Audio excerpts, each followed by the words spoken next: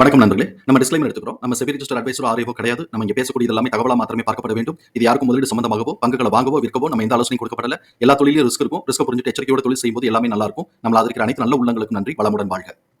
வணக்கம் நண்பர்களே. 2025-26க்கான Q2 result announce பண்ணியிருக்கிறாங்க.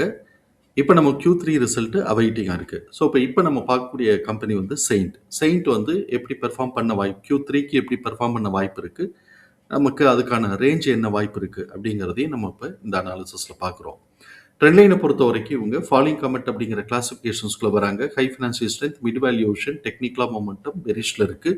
அனாலிசிஸ் டு ப்ரைஸ் டார்கெட்டாக 1280 அப்படின்னு சொல்லிட்டு டார்கெட் அப்சைட் பண்ணியிருக்கிறாங்க.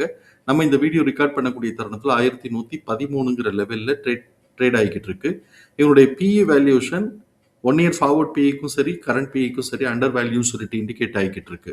இவங்களுடைய ஃபண்டமெண்டலில் நம்ம பார்க்கும்போது high level of liquidity position maintain பண்ணுறாங்க, ஹை ரேட் ஆஃப் ரிட்டர்ன் எடுக்கிறாங்க, டெப்ட் டு ஈக்விட்டி ஆல்மோஸ்ட் 0.4 இருக்குது. அதனால இது வித் இந்த தியரிட்டிக்கல் லிமிட்டில் தான் இருக்குது.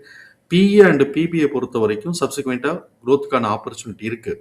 பிஇ க்ரோத் வந்து 1.7 மைனஸில் கொடுத்துருக்குறாங்க. அதனால மேலே ப்ரீவியஸ் குவார்ட்டருடைய ஹைட்டு மேலே உடைப்பானா அப்படிங்கிறது நமக்கு கொஞ்சம் சந்தேகத்துக்குரியதாக இருக்குது. நெட் கேஷ் ஃப்ளோ பாசிட்டிவாக இருக்குது.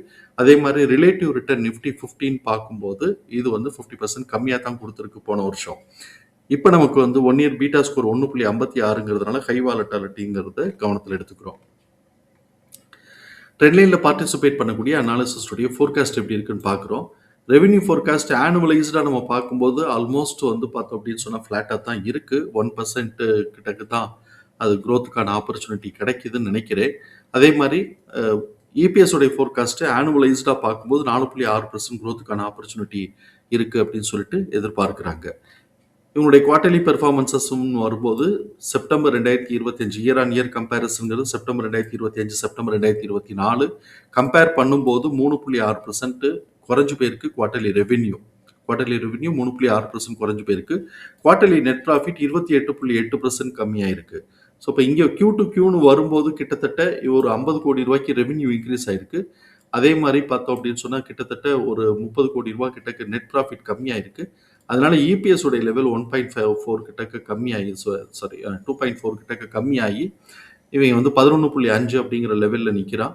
இபிஎஸ் உடைய டிடிஎம் பார்த்தோம் அப்படின்னு சொன்னால் 51.7ன்னு இருக்குது. இது போன தடவை காட்டிலும் கிட்டத்தட்ட 5 பாயிண்ட் கம்மியாக இருக்குது. ஸோ இப்போ இது கம்மியாக இருக்குது அப்படின்னு சொன்னாலே ப்ரீவியஸ் குவார்ட்டரோட ஹைட்டை மேலே உடைப்பானாங்கிறது நம்ம சந்தேகத்துக்குரியது தான். இப்படிப்பட்ட இந்த சூழலில் எம்எஃப் வந்து 2.18% இன்க்ரீஸ் பண்ணி வச்சிருக்கிறாங்க. இன்ஸ்டிடியூஷன்ஸ் வந்து 1.02% கம்மி பண்ணி வச்சிருக்கிறாங்க. எஃப்ஐஎஸ் 3.81% கம்மி பண்ணி வச்சிருக்கிறாங்க. இது ரெண்டுத்தையும் நம்ம வந்து ரொம்ப கிளீனாக இதனுடைய இபிஎஸ் தகவல்களை நம்மளுடைய எக்ஸல் ஃபார்மேட்டில் நம்ம போட்டிருக்கிறோம். நம்ம இங்கே கவனிக்கக்கூடியது book value 501, fair price 763, current price 1109. Fair price current ப்ரைஸோட ரேஷியோ 1.45 அப்படின்னு சொல்லி வருது. இது அஃபோர்டபிலிட்டியில் தான் இருக்குது. அதே சமயத்தில் நமக்கு இங்கே பார்க்கக்கூடியது 1லேருந்து 1.5 வரைக்கும் 1.25 1.5ங்கிறது நமக்கு ஸ்ட்ராங் ரெசிஸ்டன்ஸ் பாயிண்ட்டு. ஸோ இப்போ இந்த ரேஞ்சில் வந்து நமக்கு வந்து இது எதிர் வந்து ரெசிஸ்டன்ஸோ சப்போர்ட்டோ எடுக்கிறதுக்கு வாய்ப்பு இருக்குது. இப்போ நமக்கு வந்து 1.5 இருந்தால் 1145, 1.25 இருந்ததுன்னா 954 அப்படின்னு சொல்லிட்டு நமக்கு ப்ரைஸ் கன்வெர்ட் ஆகுது. ஸோ இப்போ இது 954லேருந்து 1145 அப்படிங்கிறது இப்போ இருக்கக்கூடிய கண்டிஷன்ஸில் கிடைக்கக்கூடிய ரேஞ்சு. இவன் ஆல்ரெடி 1.5 போயிட்டு இப்போ கரெக்டிவ் ட்ரெண்டில் இருந்தா அப்படின்னு சொன்னோம்னாக்க நம்ம வெயிட் பண்ணி 954க்கு வருதா அப்படின்னு சொல்லி பார்க்கணும். பார்த்துட்டு அதுக்கப்புறமா தான் நம்ம முடிவு எடுக்கணும். ஸோ இப்போ இது வந்து செகண்ட் குவார்ட்டருடைய ரிசல்ட் வந்திருக்கு. இப்போ தேர்ட் குவார்ட்டருடைய ரிசல்ட் வெயிட்டிங்கிறதுனால இனிமே வந்து ரிசல்ட் வர்ற வரைக்கும் ட்ரெண்ட் அப்படிங்கிறது நம்ம பார்க்கறது பொருத்தமாக இருக்காது. நேரடியாக இவனுடைய இந்த குவார்ட்டருக்கு அதாவது Q3க்கு வந்து என்னென்ன வாய்ப்பு இருக்குது அப்படின்னு சொல்லி நம்ம பார்ப்போம். நான் இப்போ இங்கே எடுத்திருக்கிறது S1லேருந்து R1 வரைக்கும் தான் நான் மார்க் பண்ணியிருக்கிறேன். R2லாம் நான் மார்க் பண்ணலை. R2வாக இருந்ததுன்னா இது வந்து ஒரு 1300 ஒட்டி வரலாம். பட் நான் மார்க் பண்ணலை. இப்போ வந்து S1ங்கிறது 992, பிரேக் பாயிண்ட் வந்து 1138, R1 1177லேருந்து 1201. ஸோ இப்போ இந்த இடத்துல இப்போ எப்படி நம்ம பார்க்கணும் அப்படின்னு சொன்னால் பிரேக் பாயிண்டான 1138 மேலே பிரேக் பண்ணலை அப்படின்னு சொன்னால் சப்போர்ட் அடிக்கிறதுக்கான வாய்ப்புகள் தான் ரொம்ப அதிகமாக இருக்கும் அப்படிங்கிறத நம்ம வந்து கவனத்தில் எடுத்துக்கிறோம். ஸோ இப்போ நம்ம ஃபஸ்ட்டு வந்து மொமெண்டம் எந்த சைடு மூவ் ஆகுது அப்படிங்கிறத பார்க்கணும்.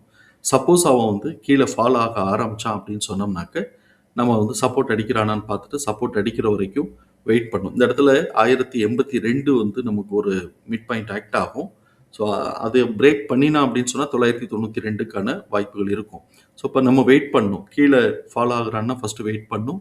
அப்படி சப்போர்ட் அடிச்சான் அப்படின்னு சொன்னாக்க, அதுக்கு மேல இருக்கக்கூடிய கோடு நமக்கு வந்து பார்த்தோம்னா 1082, 1138 இதுதான் வந்து நமக்கு ரெசிஸ்டன்ஸா இருக்கும். சப்போஸ் என்ட்ரி எடுத்தோம்னா, அவன் அப்சைட் மூவ்மெண்ட்டுக்கு டர்ன் ஆனா அப்படின்னு சொன்னா, அதுதான் நமக்கு வந்து ஒரு ஸ்ட்ராங் ரெசிஸ்டன்ஸ் பாயிண்ட்டா இருக்கிறதுக்கு வாய்ப்பு இருக்கும். நான் அதனால இப்ப வந்து இவன் வந்து அ கீழ வந்து ரெட் கலர் ஃபார்ம் ஆகி கீழ ஃபால் ஆயிட்டு இருக்கிறதுனால தான் R2லாம் நான் போடல. பிரேக் பாயிண்ட்டே உடைக்கல. அதனால R2 போடல. ஸோ இப்போ R2 போட்டா கூட நமக்கு 1300ங்கிறது மேக்ஸிமம் பாயிண்ட்டா நம்ம வச்சுக்கிறோம். 1280லேருந்து 1300ங்கிறது நமக்கு மேக்ஸிமம் பாயிண்ட்டா வச்சுக்கிறோம். ஸோ பெரும்பகுதி 1050 மேல கடப்பானா அப்படிங்கிறது நமக்கு சந்தேகமா தான் இருக்கு. அப்படிங்கிறதுனால நான் வந்து 1200ங்கிறதோடயே நிப்பாட்டிக்கிட்டோம். ஸோ அதனால இப்போ நம்ம வந்து வெயிட் அண்ட் சீ தான்.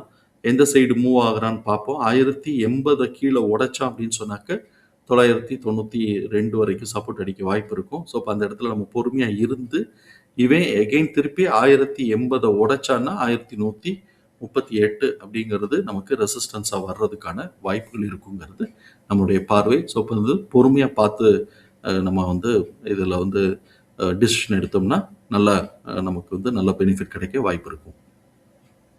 தகவல் பயனுள்ளதா இருக்கும் நம்புறோம். தகவல் பயனுள்ளதா இருந்ததுன்னா சங்கருக்கு ரொம்ப சந்தோஷம். நம்மள ஆதரிக்கிற